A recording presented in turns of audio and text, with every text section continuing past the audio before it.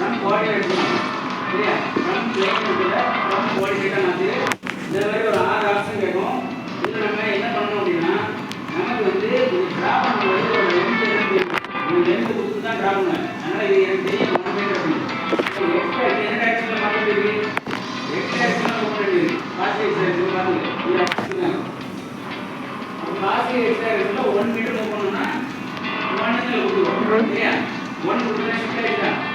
அதே மாதிரி எந்த பிளேன்ல நம்ம வச்சிருக்கோம் ஃபுல்லா எக்ஸ் பிளேன்ல எக்ஸ் பிளேன்ல லாஸ்ட் பிளேன்ல எந்த பிளேன்ல நம்ம வச்சிருக்கோம் எக்ஸ் y தான் தெரியுது. அப்ப எக்ஸ் y பிளேனுக்கு இன்னொரு பேர் இருக்கு z பிளேன் சரியா. அப்ப z பிளேனுக்கு என்ன பண்ணணும் ஒன்னு ரெண்டு எழுத்து சொல்லணும் இல்ல ஒரே எழுத்து சொல்லணும். ரெண்டு எழுத்து சொல்லும்போது x y சொல்லணும்.